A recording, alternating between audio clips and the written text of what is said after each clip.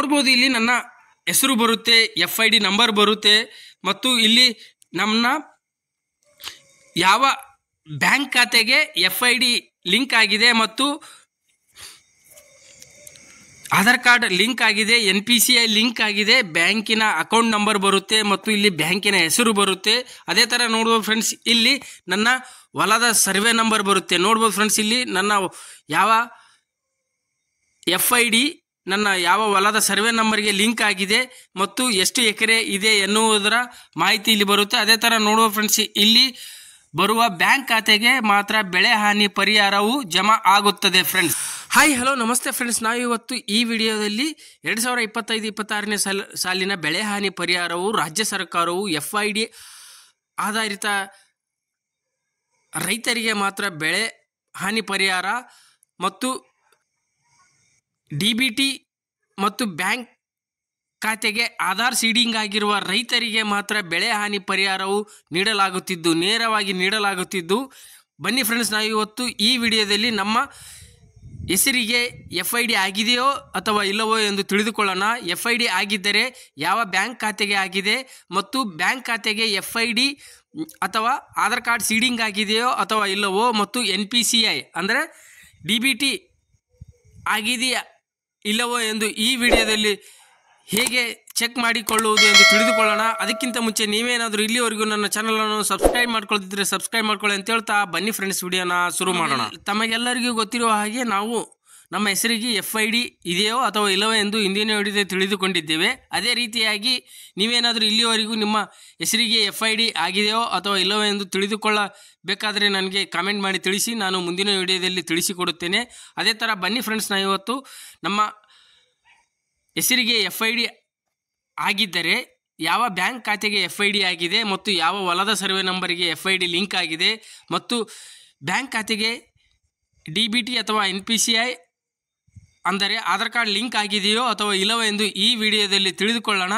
ನೋಡ್ಬೋದು ಫ್ರೆಂಡ್ಸ್, ನಾವು ಮೊದಲನೇದಾಗಿ ನಮ್ಮ ಹೆಸರಿಗೆ FID ಆಗಿದೆಯೋ ಅಥವಾ ಇಲ್ಲವೋ ಎಂದು ತಿಳಿದುಕೊಳ್ಳಬೇಕಾದ್ರೆ ನೋಡ್ಬೋದು ಫ್ರೆಂಡ್ಸ್, ಇಲ್ಲಿ ಫ್ರೂಟ್ಸ್ PM ಕಿಸಾನ್ ವೆಬ್ಸೈಟ್ಗೆ ಬರಬೇಕಾಗುತ್ತೆ. ನೋಡ್ಬೋದು ಫ್ರೆಂಡ್ಸ್, ಈ ವೆಬ್ಸೈಟ್ನ ಲಿಂಕನ್ನು ನಾನು ವಿಡಿಯೋದ ಕೆಳಗಡೆ ಡಿಸ್ಕ್ರಿಪ್ಷನಲ್ಲಿ ಕೊಟ್ಟಿರುತ್ತೇನೆ.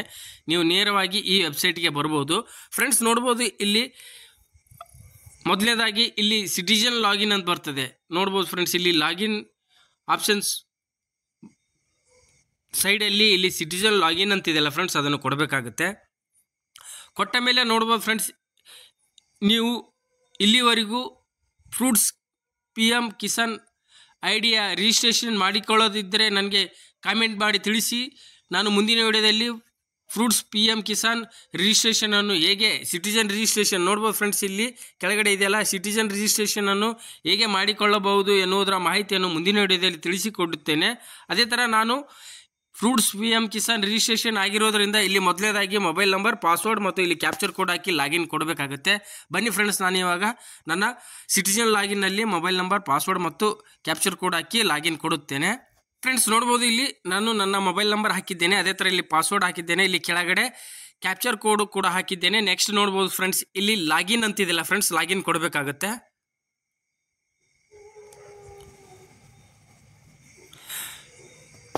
ಲಾಗಿನ್ ಕೊಟ್ಟ ಮೇಲೆ ನೋಡ್ಬೋದು ಫ್ರೆಂಡ್ಸ್, ಇಲ್ಲಿ ನಮ್ಮ ಮೊಬೈಲ್ಗೆ ಒಂದು OTP ಬರುತ್ತೆ. ನೋಡ್ಬೋದು ಫ್ರೆಂಡ್ಸ್, OTP ಬಂತು. OTPಯನ್ನು ಇಲ್ಲಿ ಎಂಟ್ರ್ ಮಾಡಬೇಕಾಗುತ್ತೆ. ಬನ್ನಿ ಫ್ರೆಂಡ್ಸ್, OTPಯನ್ನು ಇಲ್ಲಿ ಹಾಕೋಣ. OTPಯನ್ನು ಹಾಕಿದ್ದೇವೆ. ಅದೇ ಥರ ಇಲ್ಲಿ ಕೆಳಗಡೆ ಕ್ಯಾಪ್ಚರ್ ಕೋಡ್ ಹಾಕಿ ಸಬ್ಮಿಟ್ ಕೊಡಬೇಕಾಗುತ್ತೆ. ಬನ್ನಿ ಫ್ರೆಂಡ್ಸ್, ಕ್ಯಾಪ್ಚರ್ ಕೋಡ್ ಕೂಡ ಹಾಕೋಣ. ನೋಡ್ಬೋದು ಫ್ರೆಂಡ್ಸ್, ಇಲ್ಲಿ ಕ್ಯಾಪ್ಚರ್ ಕೋಡ್ ಹಾಕ್ತಾ ಇದ್ದೇನೆ. ಓಕೆ ಫ್ರೆಂಡ್ಸ್, ನೋಡ್ಬೋದು ಇವಾಗ ನಾನು ಕ್ಯಾಪ್ಚರ್ ಕೋಡ್ ಹಾಕಿದ್ದೇನೆ. ಅದೇ ಥರ ಇಲ್ಲಿ ಕೆಳಗಡೆ ಸಬ್ಮಿಟ್ ಅಂತಿದೆಯಲ್ಲ ಫ್ರೆಂಡ್ಸ್, ಅದನ್ನು ಕೊಡಬೇಕಾಗುತ್ತೆ. ಕೊಟ್ಟ ಮೇಲೆ ನೋಡ್ಬೋದು ಫ್ರೆಂಡ್ಸ್, ಇಲ್ಲಿ ನಮ್ಮ ಫ್ರೂಟ್ಸ್ PM ಕಿಸಾನ್ ಲಾಗಿನ್ ಆಯಿತು. ನೋಡ್ಬೋದು ಫ್ರೆಂಡ್ಸ್, ಇಲ್ಲಿ ನೇಮ್ ಬರುತ್ತೆ. ಅದೇ ಥರ ನೋಡ್ಬೋದು ಫ್ರೆಂಡ್ಸ್, ಇಲ್ಲಿ fruits PM Kisan login website open ಆಯಿತು. ನೋಡ್ಬೋದು ಫ್ರೆಂಡ್ಸ್, ಇಲ್ಲಿ home, registration, return application, modification, search, application form ಮತ್ತು ಚೈನ್ ಪಾಸ್ವರ್ಡ್, ಈ ಥರ fruits PM Kisan login screen open ಆಯಿತು. ಇದರಲ್ಲಿ ನಾವು ಮೊದಲನೇದಾಗಿ ಬ್ಯಾಂಕ್ ಖಾತೆಗೆ ಆಧಾರ್ ಕಾರ್ಡ್ ಲಿಂಕ್ ಆಗಿದೆಯೋ ಅಥವಾ KYC ಆಗಿದೆಯೋ ಅಥವಾ ಇಲ್ಲವೋ ಎಂದು ತಿಳಿದುಕೊಳ್ಳಬೇಕಾದ್ರೆ ಫ್ರೆಂಡ್ಸ್, ನಾವು ಇಲ್ಲಿ ಸರ್ಚ್ ಅಂತಿದೆ ಫ್ರೆಂಡ್ಸ್. ನೋಡ್ಬೋದು ಮೊದಲನೇದಾಗಿ ಇಲ್ಲಿ ಸರ್ಚ್ ಅಂತಿದೆಯಲ್ಲ, ಅದನ್ನು ಕೊಡಬೇಕಾಗುತ್ತೆ.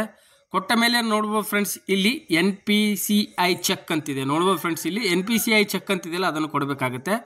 ಕೊಟ್ಟ ಮೇಲೆ ನೋಡ್ಬೋದು ಫ್ರೆಂಡ್ಸ್, ಇಲ್ಲಿ ನಮ್ಮ PCI NPCI bank account seedings details ಬರ್ತಾ ಇದೆ. ನೋಡ್ಬೋದು ಫ್ರೆಂಡ್ಸ್, ಇಲ್ಲಿ ನಮ್ಮ NPCI ಅಂದರೆ ಬ್ಯಾಂಕ್ ಖಾತೆಗೆ Aadhaar card linking status active ಇದೆ. ನೋಡ್ಬೋದು ಫ್ರೆಂಡ್ಸ್, ಇಲ್ಲಿ ನಿಮ್ಮ ಬ್ಯಾಂಕ್ ಖಾತೆಗೆ Aadhaar card linking status active ಇದೆಯೋ ಅಥವಾ ಇಲ್ಲವೋ ಎಂದು ತಿಳಿದುಕೊಳ್ಳಬಹುದು. ಅದೇ ಥರ ಬ್ಯಾಂಕ್ ಖಾತೆಗೆ ಆಧಾರ್ ಕಾರ್ಡ್ ಲಿಂಕ್ ಆಗಿದೆ ಎಂದು ಇಲ್ಲಿ ಬರುತ್ತದೆ. ಅದೇ ನೋಡ್ಬೋದು ಫ್ರೆಂಡ್ಸ್, ಇಲ್ಲಿ ನೆಕ್ಸ್ಟು ರಿಜಿಸ್ಟ್ರೇಷನ್ ಅಂತಿದೆಯಲ್ಲ ಫ್ರೆಂಡ್ಸ್, ಅದನ್ನು ಕೊಡಬೇಕಾಗತ್ತೆ. ಕೊಟ್ಟ ಮೇಲೆ ನೋಡ್ಬೋದು ಫ್ರೆಂಡ್ಸ್, ಇಲ್ಲಿ ಆನ್ಲೈನ್ ರಿಜಿಸ್ಟ್ರೇಷನ್ ಅಂತಿದೆಯಲ್ಲ ಫ್ರೆಂಡ್ಸ್, ಅದನ್ನು ಕೊಡಬೇಕಾಗತ್ತೆ.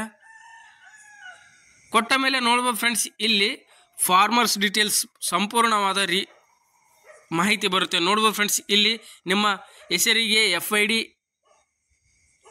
ಆಗಿದೆಯೋ ಅಥವಾ ಇಲ್ಲವೋ ಎಂದು ತಿಳಿದು ಬರುತ್ತೆ. ನೋಡ್ಬೋದು ಫ್ರೆಂಡ್ಸ್, ಇಲ್ಲಿ FID ನಂಬರ್ ಬರುತ್ತೆ, ಮತ್ತು ನೇಮ್ ಬರುತ್ತೆ, ಮತ್ತು ಏಜು, ಮೇಲು, ಮತ್ತು ಮೊಬೈಲ್ ನಂಬರು, ಒಂದು ಇಲ್ಲಿ ಫಾದರ್ ನೇಮು, ಮತ್ತು ಇಲ್ಲಿ ನೋಡ್ಬೋದು ಫ್ರೆಂಡ್ಸ್ ಡಿಸ್ಟಿಕ್ಕು, ತಾಲೂಕು, ಹೋಬಳಿ ಮತ್ತು ಗ್ರಾಮ ಮತ್ತು ಕಾಸ್ಟು, ಮತ್ತು ಇಲ್ಲಿ ನೋಡ್ಬೋದು ಫ್ರೆಂಡ್ಸ್, ಇಲ್ಲಿ ಅಪ್ಲಿಕೆಂಟ್ ನೇಮ್ ಬರುತ್ತೆ, ಫಾದರ್ ನೇಮ್ ಬರುತ್ತೆ ಮತ್ತು ಕಾಸ್ಟು ಬರುತ್ತೆ. ಅದೇ ಥರ ನೋಡ್ಬೋದು ಫ್ರೆಂಡ್ಸ್, ಇಲ್ಲಿ ಕೆಳಗಡೆ ರೇಷನ್ ಕಾರ್ಡ್ ಡೀಟೇಲ್ಸ್ ಬರುತ್ತೆ, ನಮ್ಮ ರೇಷನ್ ಕಾರ್ಡ್ ಡೀಟೇಲ್ಸ್ ಬರುತ್ತೆ. ಅದೇ ಥರ ಇಲ್ಲಿ ನೋಡ್ಬೋದು ಫ್ರೆಂಡ್ಸ್ ಓನರ್ ಲ್ಯಾಂಡ್ ಡೀಟೇಲ್ಸಲ್ಲಿ ನೋಡ್ಬೋದು ಫ್ರೆಂಡ್ಸ್, ಇಲ್ಲಿ ನಮ್ಮ ಡಿಸ್ಟಿಕ್ಕು ಮತ್ತು ನಮ್ಮ ತಾಲೂಕು ಮತ್ತು ನಮ್ಮ ಹೊಲದ ಸರ್ವೆ ನಂಬರ್ ಬರುತ್ತೆ. ನೋಡ್ಬೋದು ಫ್ರೆಂಡ್ಸ್, ಇಲ್ಲಿ ನಮ್ಮ ಹೊಲದ ಸರ್ವೆ ನಂಬರ್ ಬರುತ್ತೆ, ಮತ್ತು ಇಲ್ಲಿ ನಮ್ಮ ಹೆಸರಿಗೆ ಎಷ್ಟು ಎಕರೆ ಹೊಲ ಇದೆ ಎನ್ನುವುದರ ಸಂಪೂರ್ಣವಾದ ಮಾಹಿತಿ ಬರುತ್ತೆ. ಅದೇ ಥರ ನೋಡ್ಬೋದು ಫ್ರೆಂಡ್ಸ್, ಇಲ್ಲಿ ಕೆಳಗಡೆ ಬ್ಯಾಂಕ್ ಡೀಟೇಲ್ಸ್ ಬರುತ್ತೆ. ನೋಡ್ಬೋದು ಫ್ರೆಂಡ್ಸ್, ಇಲ್ಲಿ ನಮ್ಮ FIDಯು ಯಾವ ಬ್ಯಾಂಕ್ ಖಾತೆಗೆ ಲಿಂಕ್ ಆಗಿದೆ ಮತ್ತು ಆಧಾರ್ ಕಾರ್ಡ್ ಸೀಡಿಂಗ್ ಯಾವ ಬ್ಯಾಂಕ್ ಖಾತೆಗೆ ಲಿಂಕ್ ಆಗಿದೆ ಎನ್ನುವುದರ ಸಂಪೂರ್ಣವಾದ ಮಾಹಿತಿ ಬರುತ್ತೆ. ನೋಡ್ಬೋದು ಫ್ರೆಂಡ್ಸ್, ಇಲ್ಲಿ ಬ್ಯಾಂಕ್ ಡೀಟೇಲ್ಸಲ್ಲಿ ಬ್ಯಾಂಕ್ ಅಕೌಂಟ್ ನಂಬರ್, ಯಾವ ಬ್ಯಾಂಕಿನ ಹೆಸರು ಎನ್ನುವುದರ ಸಂಪೂರ್ಣವಾದ ಮಾಹಿತಿ ಬರುತ್ತೆ. ನೋಡ್ಬೋದು ಫ್ರೆಂಡ್ಸ್, ಇಲ್ಲಿ ಇದೇ ರೀತಿಯಾಗಿ ನಿಮ್ಮ NPCI ಲಿಂಕ್ ಇರುವ ಬ್ಯಾಂಕ್ ಖಾತೆ ಮತ್ತು FID ಇರುವ ಡೀಟೇಲ್ಸನ್ನು ಈ ರೀತಿಯಾಗಿ ಇಲ್ಲಿ ಪಡೆದುಕೊಳ್ಳಬಹುದು ಫ್ರೆಂಡ್ಸ್. ಅದೇ ಥರ ನೋಡೋದು ಫ್ರೆಂಡ್ಸ್, ಇಲ್ಲಿ ಇರುವ ಬ್ಯಾಂಕ್ ಖಾತೆಗೆ ಮಾತ್ರ ಬೆಳೆ ಹಾನಿ ಪರಿಹಾರವು ಜಮಾ ಆಗುತ್ತದೆ. ಅದೇ ಥರ ಇಲ್ಲಿ ಕೆಳಗಡೆ IFSC ಕೋಡ್ ಇರುತ್ತೆ ಮತ್ತು ನಮ್ಮ ಅಡ್ರೆಸ್ ಇರುತ್ತೆ ಮತ್ತು ಇಲ್ಲಿ ಆಧಾರ್ ಕಾರ್ಡ್ ನಂಬರ್ ಇರುತ್ತೆ. ಇಲ್ಲಿ ನೋಡ್ಬೋದು ಫ್ರೆಂಡ್ಸ್, ಇಲ್ಲಿ FID ಆಧಾರಿತ ರೈತನ ಸಂಪೂರ್ಣವಾದ ಡೀಟೇಲ್ಸ್ ಇಲ್ಲಿ ಬರುತ್ತೆ. ಹೊಲದ ಸರ್ವೆ ನಂಬರ್ ಬರುತ್ತೆ, FID ಬರುತ್ತೆ ಮತ್ತು NPCI ಸ್ಟೇಟಸ್ ಕೂಡ ಬರುತ್ತೆ, ಆಧಾರ್ ಕಾರ್ಡ್ ನಂಬರ್ ಬರುತ್ತೆ, ಸಂಪೂರ್ಣವಾದ ಮಾಹಿತಿ ಇಲ್ಲಿ ಬರುತ್ತೆ. ನೋಡ್ಬೋದು ಫ್ರೆಂಡ್ಸ್, ಇದೇ ರೀತಿಯಾಗಿ ನೀವು ಕೂಡ ನಿಮ್ಮ ಹೆಸರಿಗೆ FID ಆಗಿದೆಯೋ ಇಲ್ಲವೋ ಎಂದು ತಿಳಿದುಕೊಳ್ಳಬಹುದು.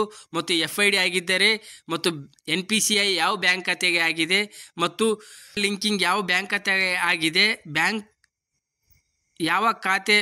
ಯಾವ ಬ್ಯಾಂಕಿನ ಹೆಸರು ಇದೆ ಎನ್ನುವುದರ ಸಂಪೂರ್ಣವಾದ ಮಾಹಿತಿಯನ್ನು ಇಲ್ಲಿ ಪಡೆದುಕೊಳ್ಳಬಹುದು ಫ್ರೆಂಡ್ಸ್. ನೋಡ್ಬೋದು ಫ್ರೆಂಡ್ಸ್, ನಿಮಗೆ ಗೊತ್ತಿರಬಹುದು, ಈ FID ಆಧಾರಿತ ಬ್ಯಾಂಕ್ ಖಾತೆಗೆ ಮಾತ್ರ ಬೆಳೆ ಹಾನಿ ಪರಿಹಾರವು ಇನ್ನು ಕೆಲವೇ ದಿನಗಳಲ್ಲಿ ರಾಜ್ಯ ಸರ್ಕಾರವು ಎಲ್ಲ ರಾಜ್ಯದ ರೈತರಿಗೆ ಬೆಳೆ ಹಾನಿ ಪರಿಹಾರವು ನೀಡಲಾಗುತ್ತದೆ ಫ್ರೆಂಡ್ಸ್.